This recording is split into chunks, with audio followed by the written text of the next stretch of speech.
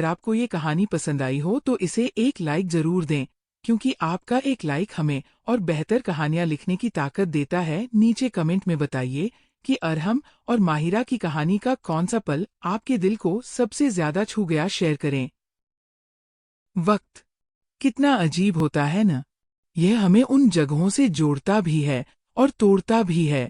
कुछ यादें ऐसी होती हैं जो मिटती नहीं, बस रूप बदल लेती है। आज वही एहसास, वही पुराना शहर और वही गलियां फिर से जिंदा हो उठी थी।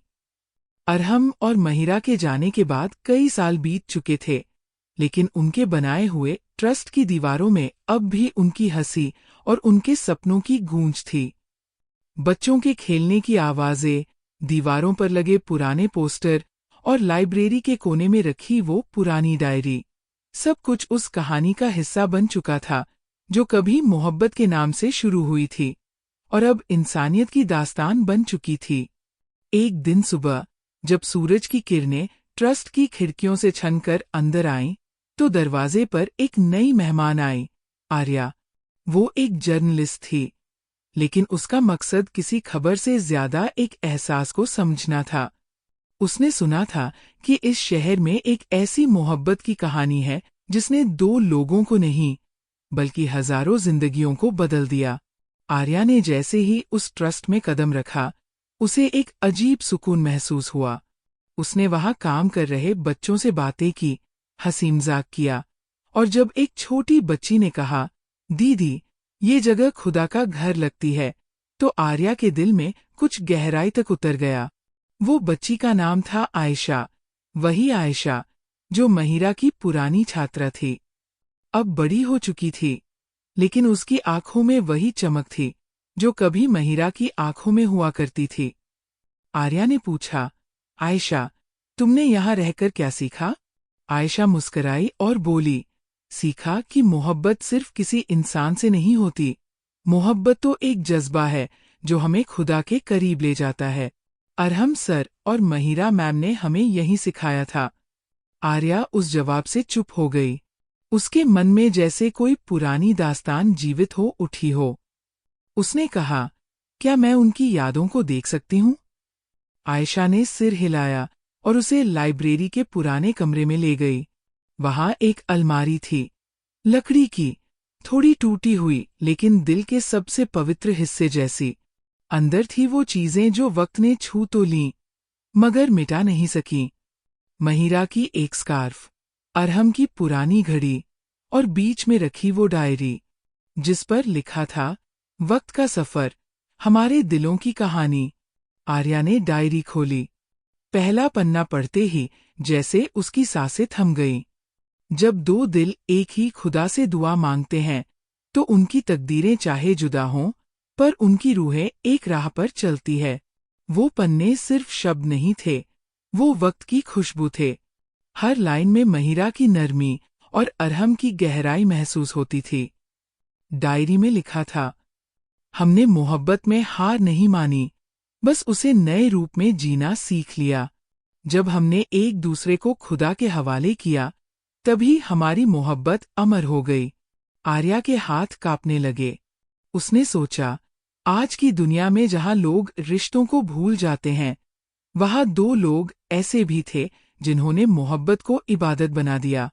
वो ट्रस्ट की बालकनी में जाकर बैठ गई। सामने खेलते बच्चे, हंसते चेहरे, सब उसी विरासत की निशानी थे। तभी उसके पास रहमान आया, अरहम का पुराना दोस्त। अब उम्र के साथ बाल सफेद हो चुके थे, लेकिन आंखों में वही चमक बाकी थी। रहमान ने मुस्कुराते हुए कहा, आप शायद वो डायरी देख चुकी हैं? आर्या ने सिर हिलाया। हाँ, वो डायरी तो जैसे मोहब्बत का कुरान है। रहमान ने गहरी सांस ली। जानती है, जब अरहम ने ये ट्रस्ट बनाया था, तब उसके पास कुछ भी नहीं था। बस एक यकीन था कि इंसानियत सबसे बड़ी मोहब्बत है। और महिरा, उसने उस यकीन को अपने कर्मों से सच कर दिखाया। आर्या ने पूछा, क्या उन्हें पता था कि उनकी कहानी इतनी दूर तक जाएगी? रहमान मुस्कराया, शायद नहीं, पर सच्ची मोहब्बत की खासियत ही यही है। वो कभी खत्म नहीं होती, बस जमाने के साथ अपना रूप बदल लेती है। उस रात आर्या ट्रस्ट में ही रुक गई। खिड़की से बाहर झांका तो वही हल्की बारिश शुरू हो गई, जो हर बार उनकी कहानी का हिस्सा रही थी। उसे लगा जैसे आसमान फिर से वही गीत गा रहा हो। कुछ मोहब्बतें वक्त से ऊपर होती हैं, जो जाने के बाद भी जिंदा रहती है। अगले दिन उसने बच्चों से कहा, मैं तुम्हारे अरहम सर और महिरा मैम की कहानी दुनिया को सुनाना चाहती हूँ। बच्चे तालियां बजाने लगे और आयशा की आंखों में आंसू झिलमिलाने लगे। आर्या ने वो डायरी अपने दिल से लगाई और बोली, ये कहानी सिर्फ दो लोगों की नहीं, ये कहानी हर उस दिल की है जो मोहब्बत पर यकीन रखता है। उस शाम सूरज ढलते ढलते आसमान सुनहरा हो गया था। हवाओं में महिरा की मुस्कान थी और जमीन पर अरहम की मेहनत के निशान। वो शहर जो कभी उनकी मुलाकातों का गवाह था, अब उनकी यादों का घर बन गया था। यादों का शहर, जहां हर गली, हर हवा और हर बारिश उनके नाम की तिलावत करती थी। हर सुबह जब ट्रस्ट के गेट खुलते थे तो लगता था जैसे खुदा अपने हाथों से एक नई शुरुआत कर रहा हो। हवा में बच्चों की हंसी, आंगन में दौड़ते कदम और दीवारों पर टंगी तस्वीरें, सब कुछ एक ऐसे सपने का हिस्सा थे जो कभी अरहम और महिरा ने देखा था। अब उस ट्रस्ट की जिम्मेदारी आयशा और कुछ पुराने छात्रों ने संभाल ली थी। आयशा ने न सिर्फ ट्रस्ट को चलाया, बल्कि उसे एक नई पहचान दी, इंसानियत फाउंडेशन। उसने कहा था, ये जगह किसी एक की नहीं, यह हर उस इंसान की है जिसने दिल से किसी के लिए दुआ की हो। उसी दिन शहर में एक नया प्रोजेक्ट शुरू होने जा रहा था। गरीब बच्चों के लिए मोबाइल स्कूल बसें। बच्चों तक शिक्षा पहुंचाने का सपना अब हकीकत बनने वाला था। और इस प्रोजेक्ट के साथ एक नया चेहरा जुड़ा था, रायहान, जो कभी अरहम के छात्र रह चुके थे और अब एक शिक्षक और समाज सेवी बन गए थे। रायहान और आयशा की दोस्ती ट्रस्ट में काम करते हुए गहरी हो चुकी थी। दोनों के बीच वैसा रिश्ता था जिसमें शब्द कम और समझ ज्यादा थी। रायहान जब आयशा से कहता, तुम्हारी मुस्कुराहट में वही सुकून है जो कभी महिरा मैम के चेहरे पर देखा था, तो आयशा चुप होकर आसमान की ओर देखती और मुस्कुरा देती। वो दोनों जान चुके थे कि उनका मकसद एक है। वो रास्ते अलग नहीं, बल्कि एक ही मंजिल की तरफ जा रहे हैं। रहमान साहब, जो अब बुजुर्ग हो चुके थे, हर शुक्रवार बच्चों के साथ दुआ पढ़वाने आते थे। वो कहते, खुदा के नाम पर जो मोहब्बत शुरू होती है, वो वक्त से नहीं, नीयत से चलती है। उनकी बातें सुनकर रायहान ने एक दिन आयशा से कहा, क्या तुम्हें लगता है कि मोहब्बत सिर्फ दो लोगों के बीच होती है? आयशा ने जवाब दिया, नहीं, मोहब्बत तो वो ताकत है जो दिल से निकले और दुनिया तक पहुंचे। अरहम सर और महिरा मैम ने हमें यही सिखाया था। मोहब्बत की सबसे बड़ी इबादत है किसी के काम आना। रायहान मुस्कराया, तो फिर चलो, हम भी उनकी इबादत को आगे बढ़ाते हैं।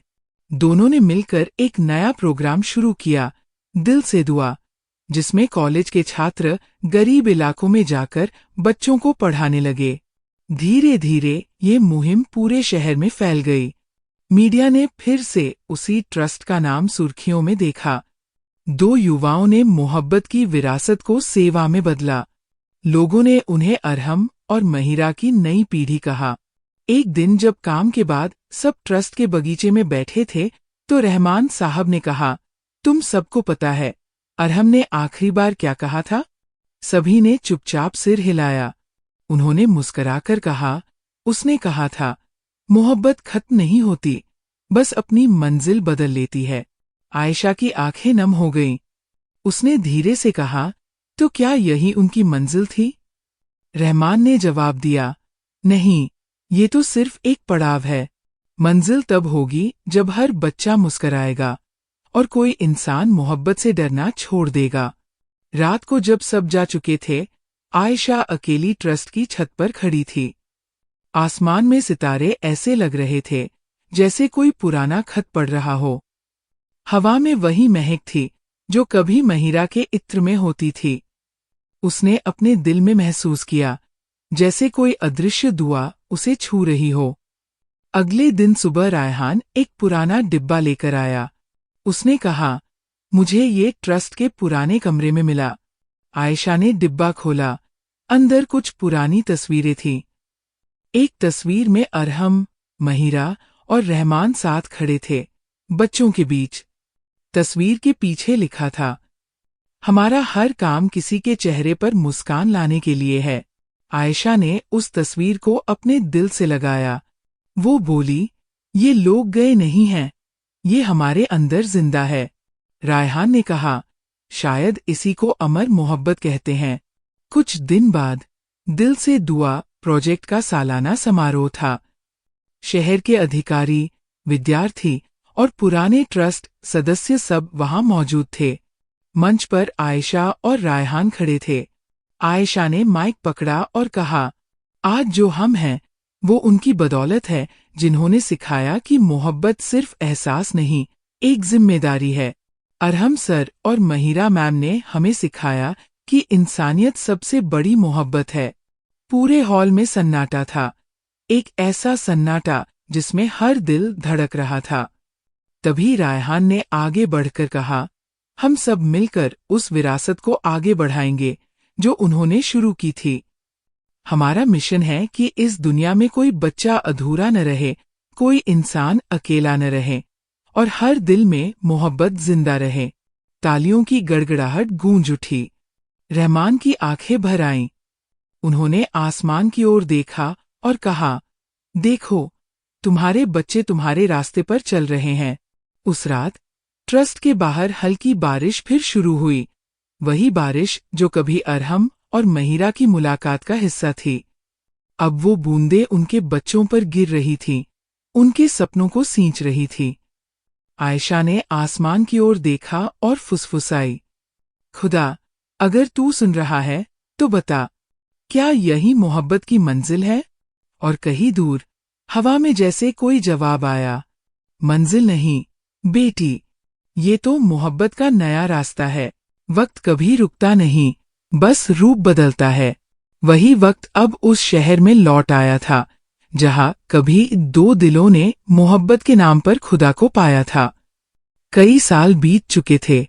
ट्रस्ट अब एक विशाल संस्था बन चुका था जहां सैकड़ों बच्चे पढ़ते, मुस्कराते और सपने देखते थे। महिरा और अरहम का नाम अब सिर्फ एक याद नहीं बल्कि एक दास्तान बन गया था। शहर के हर कोने में लोग कहते थे, ये सब उनकी मोहब्बत का असर है। आयशा अब ट्रस्ट की डायरेक्टर थी। उसकी आंखों में वही गहराई थी जो कभी महिरा की निगाहों में थी और उसकी बातों में वही यकीन था जो अरहम की आवाज में हुआ करता था।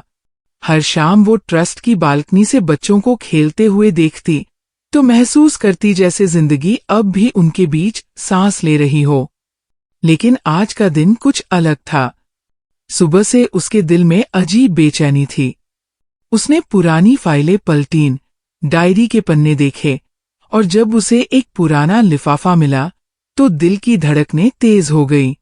उस लिफाफे पर लिखा था, महिरा के नाम, अगर वक्त साथ दे। उसने कांपते हाथों से वो लिफाफा खोला। अंदर एक पत्र था, अरहम की लिखावट में। उसमें लिखा था, अगर ये खत कभी तुम्हारे हाथों में पहुंचे तो समझ लेना कि मेरी मोहब्बत ने वक्त को भी हरा दिया। महिरा, तुमने मुझे खुदा की पहचान दी। अगर हम फिर कभी न मिल पाए तो भी मैं तुम्हारे नाम की दुआ हर नमाज में पढ़ूंगा।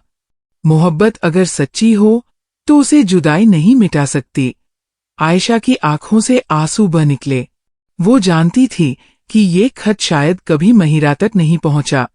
शायद अरहम ने उसे उसी पुराने संदूक में रख छोड़ा था जो अब समय की तहों से बाहर आया था। उसी शाम उसने फैसला किया कि वो उस जगह जाएगी जहां से ये सब शुरू हुआ था। पुराना शहर, वही गली जहां महिरा और अरहम की कहानी की पहली सांस बसी थी।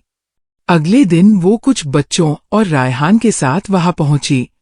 पुरानी गलियों की खुशबू अब भी वैसी ही थी, भीगी मिट्टी, पुराने नीम के पेड़ और हवा में वो सुकून जो किसी दुआ के पूरा होने का एहसास देता है। वो गली के आखिरी छोर पर पहुंची, जहां एक पुराना मकान खड़ा था, महिरा का घर। दीवारें जर्जर हो चुकी थीं, लेकिन खिड़की अब भी खुली थी, जैसे किसी का इंतजार कर रही हो। आयशा ने धीरे से दरवाजा खोला। अंदर धूल भरा कमरा था, दीवारों पर फीकी तस्वीरें और कोने में रखी एक टूटी मेज। उस मेज पर एक पुराना दीपक रखा था। उसने दीपक को उठाया और उसमें एक नई बाती जलाई। रोशनी फैली और ऐसा लगा जैसे कमरे में किसी की मौजूदगी लौट आई हो। रायहान ने धीमी आवाज में कहा, "ये वही घर है जहां से सब शुरू हुआ था।" आयशा ने सिर झुकाया, "हाँ, और अब यहीं से कहानी का आखिरी सफर पूरा होगा।" उसी वक्त उसे दीवार के कोने में कुछ पड़ा हुआ दिखाई दिया, एक छोटी सी नोटबुक। उसने उसे उठाया। उसमें लिखा था, "वक्त का सफर, हमारी आखिरी दुआ।" ये नोटबुक महिरा की थी। पहले पन्ने पर लिखा था, अगर तुम ये पढ़ रहे हो तो समझ लेना कि मैंने तुम्हें माफ कर दिया। मोहब्बत में गलती नहीं होती, बस समझ देर से आती है। मैं तुम्हारी हर दुआ में हूं, चाहे नाम न हो। आयशा ने वो पन्ने पढ़ते हुए महसूस किया कि ये मोहब्बत किसी दो इंसानों की नहीं, बल्कि खुदा और उसकी बंदगी की कहानी थी। बाहर हल्की हवा चलने लगी। पेड़ हिल रहे थे, जैसे वक्त खुद उस मोहब्बत को सलाम कर रहा हो जिसने उसे मायने दिए। रायहान ने कहा, "क्या तुम सोचती हो कि वो दोनों फिर कभी मिले होंगे?" आयशा ने मुस्कुराकर कहा, "मिलना शरीर का नहीं होता, रूहों का होता है, और उनकी रूहें तो कभी अलग हुई ही नहीं थीं।" उसने वो नोटबुक अपने सीने से लगाई और आसमान की ओर देखा। आसमान में बादलों के बीच से एक किरण झांक रही थी, मानो खुदा मुस्कुरा रहा हो। उस पल आयशा ने महसूस किया कि कुछ रिश्ते वक्त से परे होते हैं, जो हमें ये सिखाते हैं कि मोहब्बत का असली रूप त्याग में, इंसानियत में और दुआओं में है। कुछ दिन बाद आयशा ने ट्रस्ट के आंगन में एक नया हिस्सा बनवाया, एक स्मृति उद्यान। वहां अरहम और महिरा के नाम की दो छोटी मूर्तियां रखी गई। बच्चों को समझाया गया कि ये दो लोग वो हैं जिन्होंने तुम्हारे लिए ये दुनिया बेहतर बनाई। उस दिन उद्घाटन समारोह में शहर भर के लोग आए। रहमान साहब व्हीलचेयर पर थे, लेकिन उनकी आंखों में गर्व था। उन्होंने कहा, "आज जो ये बाग खिला है, ये उन दो लोगों की मोहब्बत की खुशबू है। उन्होंने साबित किया कि खुदा के रास्ते पर चली मोहब्बत कभी मुरझाती नहीं।" बच्चों ने फूल चढ़ाए और आयशा ने मंच पर खड़े होकर कहा, "अरहम सर और महिरा मैम अब सिर्फ याद नहीं, हमारी जिंदगी का हिस्सा है। उनका नाम सिर्फ दीवारों पर नहीं, हमारे दिलों में लिखा गया है।" तालियां गूंज उठीं, लेकिन उस सन्नाटे के बीच एक एहसास था, जैसे कहीं उनकी रूहें मुस्करा रही हों। रात को आयशा अकेली बगीचे में बैठी थी। चारों तरफ शांति थी। आसमान में तारे चमक रहे थे और हल्की ठंडी हवा चेहरे को छू रही थी। उसने धीरे से फुसफुसाया, "महिरा मैम, अरहम सर, क्या आप सुन रहे हैं?" और तभी एक हल्की हवा चली, जैसे किसी ने उसके बालों को सहलाया हो।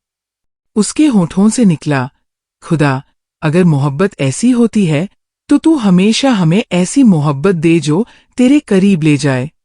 उसकी आंखें बंद हो गईं और दिल में सुकून भर गया। अगले दिन ट्रस्ट के बच्चे उसे घेर कर कहने लगे, "दीदी, आपने कहा था न कि सच्ची मोहब्बत कभी खत्म नहीं होती, तो क्या वो अब भी जिंदा है?"